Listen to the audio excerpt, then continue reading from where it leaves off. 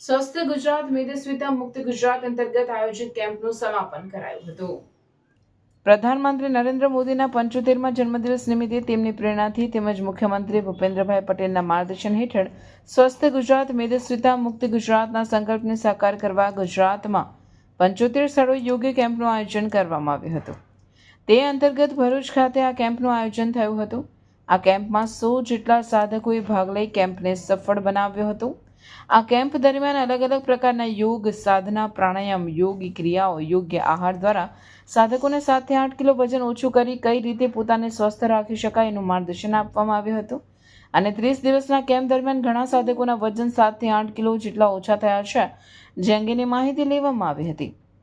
તારીખ 17 ઓક્ટોબરના દિવસે કેમ્પનું સમાપન ખૂબ જ સરસ રીતે ધ્યાન ધરી કરવામાં આવ્યું। આ દરમિયાન દરેક જિલ્લાના અધિકારીઓ દ્વારા માર્ગદર્શન આપવામાં આવ્યું તેમજ યોગ સાધકો, યોગ ટ્રેનરો અને યોગ કોચ કોર્ડિનેટર દ્વારા આવનાર કેમ્પનું માહિતી આપી કેમ્પને સફળ બનાવવામાં આવ્યો હતો।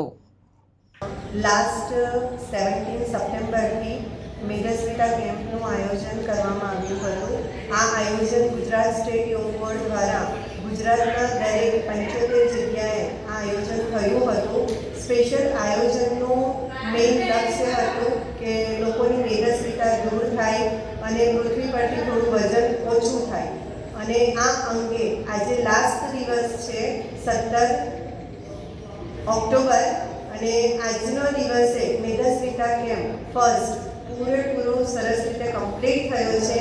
આ કેમ્પ દરમિયાન ઘણા બધા લોકોના ફિઝિકલ અને મેન્ટલ પ્રોબ્લેમ દૂર થયા છે। એની સાથે સાથે લોકોએ 7 થી 8 કિલો જેટલું વજન ઓછું કર્યું છે અને તેમજ ઘણા બધા લોકોને બીપી, ડાયાબિટીસ, થાઇરોઇડ જેવી ઘણી બધી બીમારીઓથી મુક્તિ પણ મળી છે। આ જ રીતે બીજા અન્ય 2 કેમ્પનું આયોજન ગુજરાત સ્ટેટ યોગ બોર્ડ દ્વારા અગાઉ દિવસોમાં કરવામાં આવી રહ્યું છે।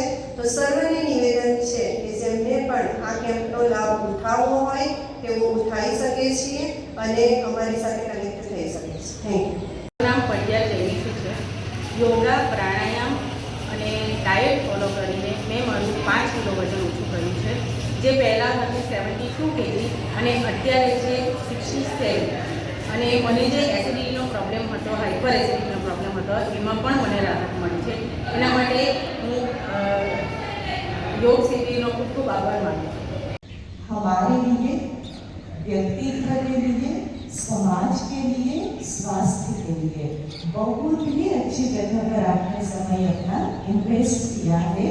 बेनिफिट हुआ है, समय आपका खर्च नहीं हुआ है, बल्कि इसे कहेंगे कि हमने अपने समय को कमाया है, खर्च नहीं किया है। हमने क्या किया है? अपने समय को कमाया है। क्योंकि आज सबसे ज़्यादा आवश्यक है कि हम अपने शरीर को स्वस्थ रखें, क्योंकि जब शरीर स्वस्थ होगा तभी आगे और कुछ करने का मन होगा। आज हम बात करेंगे